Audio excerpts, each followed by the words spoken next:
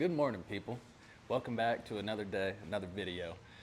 Today is, as you can see, it's kind of rainy, it's overcast. We're supposed to have some like scattered storms throughout the day, but that's not gonna stop us from going out and getting on some fish. So today the plan is we're gonna pond hop literally all day. I have the whole day off. I'd have to be back at the house sometime this afternoon, but so most of the day we're gonna be pond hopping. I got like 4 or 5 spots I'm gonna try and hit today, and maybe even try and go for a couple different kinds of species depending on what I got and what's in there. So, but really, one thing I really want to do, and I think today is going to be that first video for me of a series primarily based on pursuing my personal best largemouth bass. As you guys know, I'm from Indiana, Fort Wayne, Indiana. They don't grow the bass as big up there as they do down here. So it's always been a dream of mine to catch a 6-pound or bigger largemouth bass. So starting from today, the rest of my videos until I break it are gonna be primarily focused on pursuing my big bass, the dream bass I've been looking for. So today I'm gonna be throwing a couple different baits, kind of really trying to just get some big girls agitated. I'll see y'all when we get there.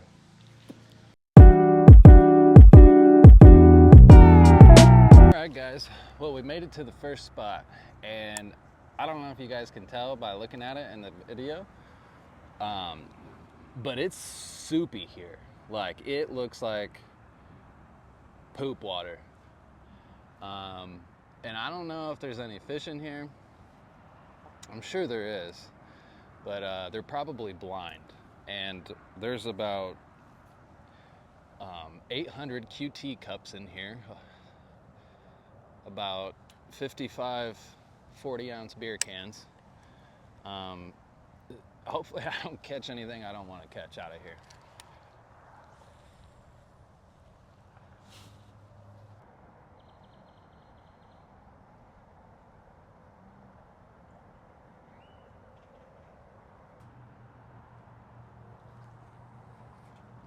So when I'm fishing this Slim Shake, it's kind of like something you fish a little slower, I feel like.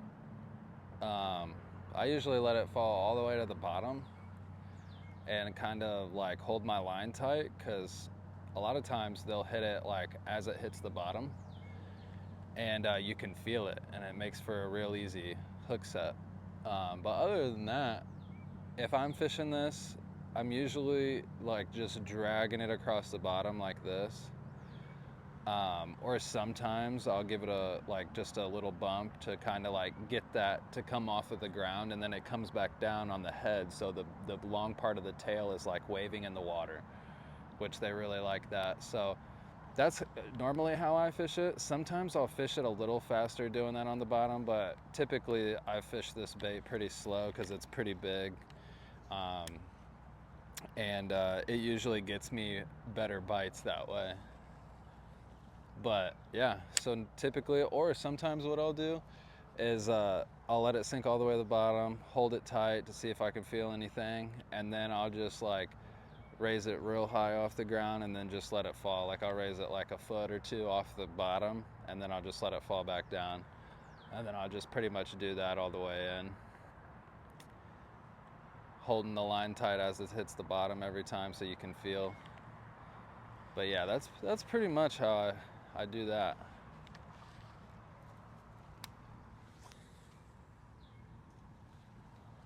All right, guys, we're headed back to the Jeep.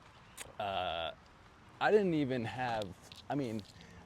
know if anything with gills even looked at any of my baits that I threw in here. So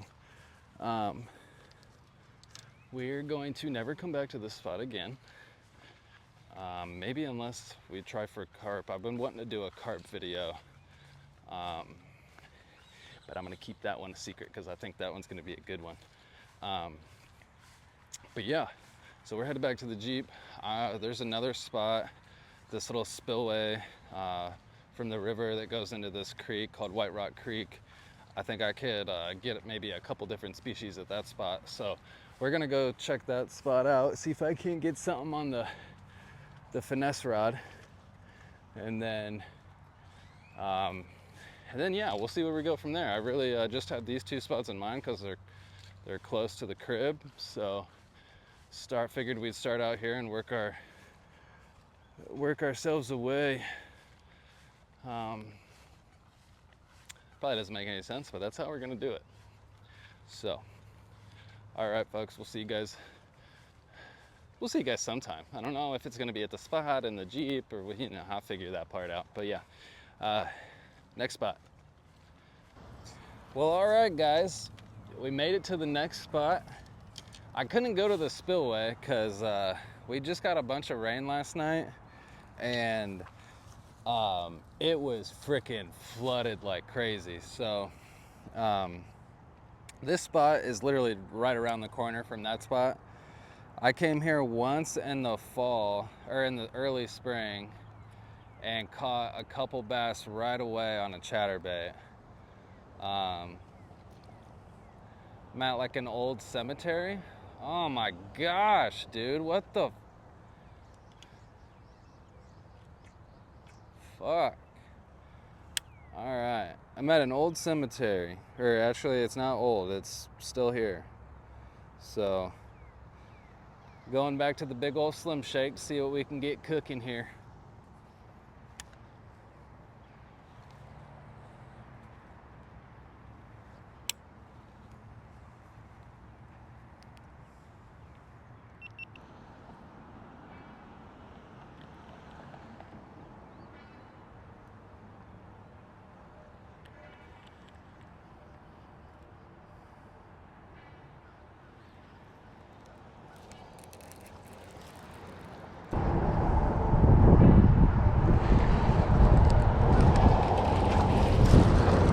Got one finally.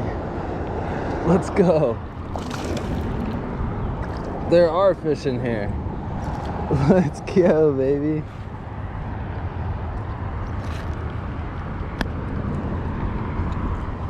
Got our first little squeaker. Finally got a little guy on the big old bait that's about as big as he is. Thanks, buddy.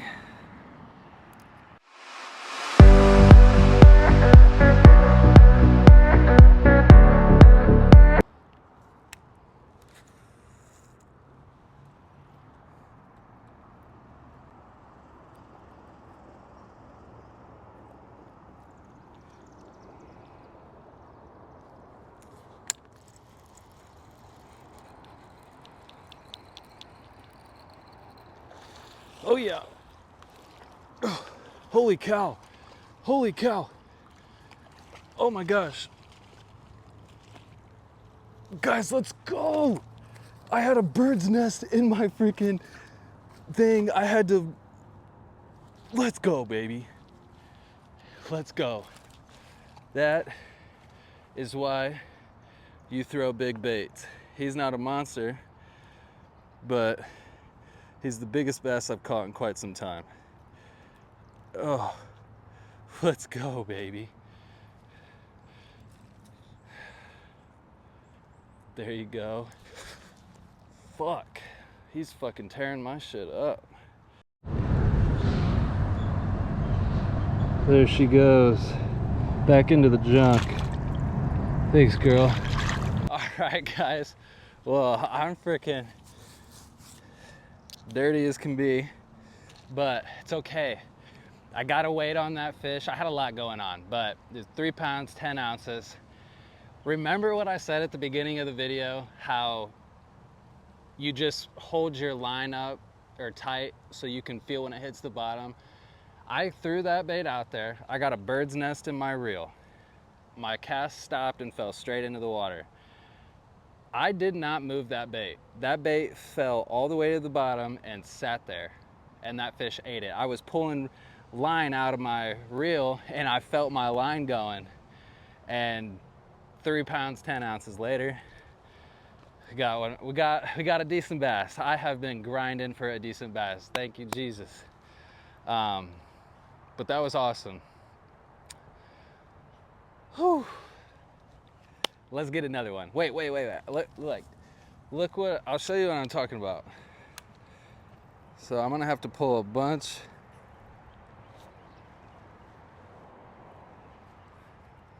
of line out.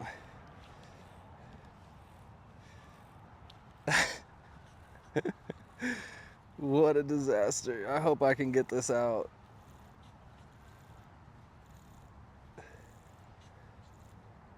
So this is what I was in the middle of getting out when I caught that fish. So still got that to deal with.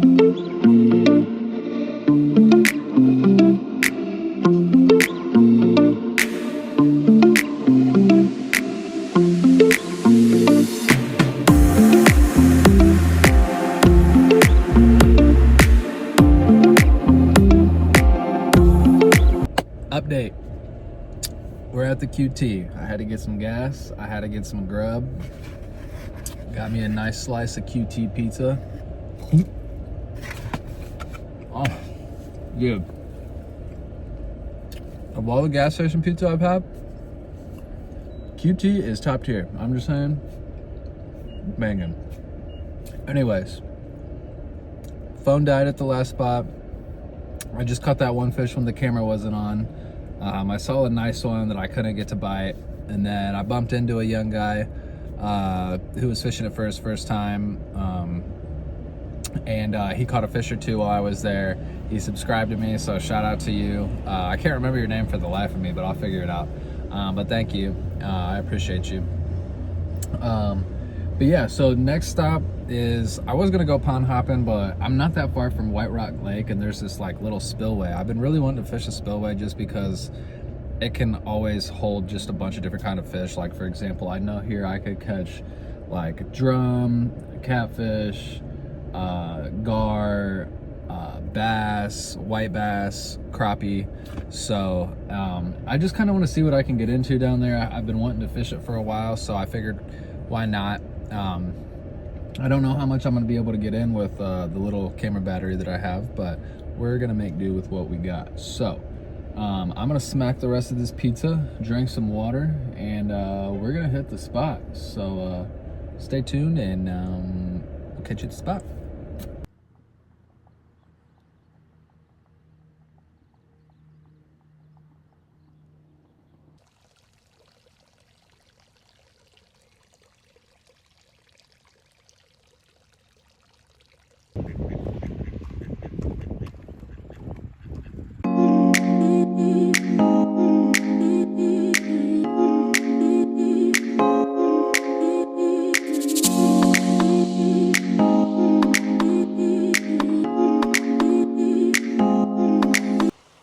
Alright guys, so I was on maps. I went over to that other little poop hole, and I saw that there was this other lake like behind it, on the other side of the road. So I scoped it out, and there was a little walking path that led me back to literally this hidden lake. Like, you can't see it from any road or nothing, but I mean, it looks like shit.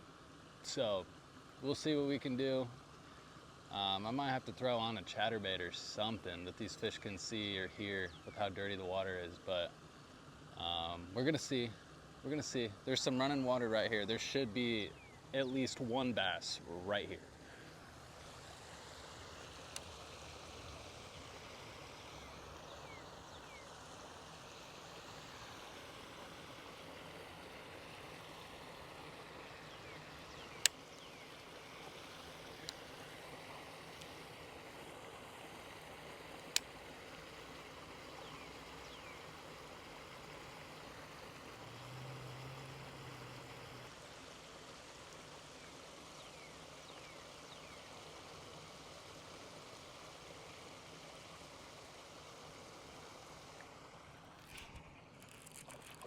Got one. Let's go, baby. I knew there was gonna be bass in here.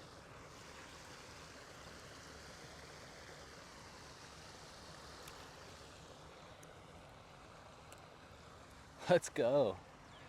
You can tell just how dirty the water is by how light this fish is. Like usually largemouth are dark green and just the white belly, dark green and black, but this fish is very light. That means he's not getting a lot of sunlight because the water looks like poop. But I appreciate you, buddy. Thanks for letting me catch you. Go tell your mom I want her.